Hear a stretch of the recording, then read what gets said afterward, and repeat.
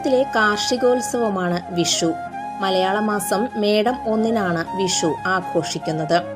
വിഷു എന്നാൽ തുല്യമായത് എന്നർത്ഥം. അതായത് രാത്രിയും പകലും തുല്യമായ ദിവസം. നരകാസുരൻ ശ്രീകൃഷ്ണനാൽ വധിക്കപ്പെട്ട ദിവസമാണ് വിഷുവായി ആഘോഷിക്കുന്നതെന്നാണ് ഐതിഹ്യം. വിഷുവുമായി ബന്ധപ്പെട്ട ആചാരങ്ങൾ വ്യത്യസ്തമാണ്. വിഷുക്കണിയാണ് ഏറ്റവും പ്രധാനപ്പെട്ടത്. വിഷുക്കൈനീട്ടം, വിഷുസദ്യ, വിഷുക്കളി തുടങ്ങിയവ വിഷുവിനോടനുബന്ധിച്ചുള്ള ആഘോഷങ്ങളാണ്.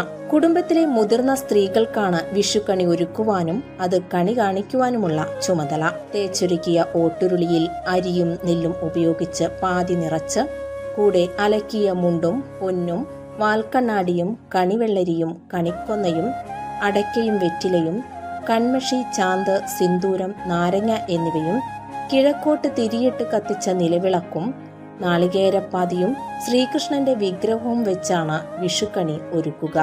കണിക്കൊന്ന പൂക്കൾ വിഷുക്കണിയിൽ നിർബന്ധമാണ്.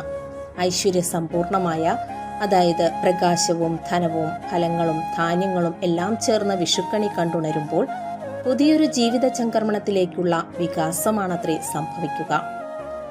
കണി കണ്ടതിന് ശേഷം ഗൃഹനാഥൻ കുടുംബാംഗങ്ങൾക്ക് നൽകുന്ന സമ്മാനമാണ് വിഷു കൈനീട്ടം.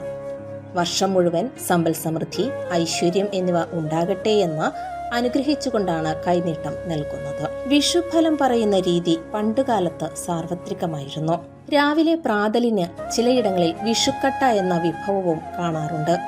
നാളികേരപ്പാലിൽ പുന്നെല്ലിന്റെ അരി വേവിച്ച് ജീരകം ചേർത്ത് വറ്റിച്ചാണ് വിഷുക്കട്ട ഉണ്ടാക്കുന്നത്. വിഷുക്കട്ടയ്ക്ക് മധുരമോ ഉപ്പോ ഉണ്ടാകാറില്ല.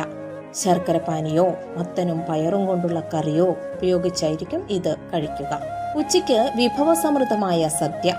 സദ്യയിൽ മാമ്പഴ പുളിശ്ശേരി നിർബന്ധം. ചക്ക എരിശ്ശേരിയോ ചക്ക പ്രഥമനോ കാണണം. ഓണസദ്യയിൽ നിന്ന് വിഷുസദ്യക്കുള്ള വ്യത്യാസവും ഇതുതന്നെ. തൊടികളിൽ ചക്കയും മാങ്ങയും നിറഞ്ഞു നിൽക്കുന്നത് കാലമായതുകൊണ്ടാവാം ഇത്. തലേനാൾ സംക്രാന്തിയാണ്. അന്ന് വൈകിട്ട് വീട്ടിലെ ഉപയോഗശൂന്യമായ വസ്തുക്കൾ കത്തിച്ചു കളയുന്നു. വീട് ശുദ്ധിയാക്കുകയും പുതിയ വർഷത്തെ വരവേൽക്കുകയുമാണ് ഇതിന്റെ ഉദ്ദേശ്യം. അതോടെ വീടുകളിൽ പടക്കം പൊട്ടിച്ച് തുടങ്ങുകയായി.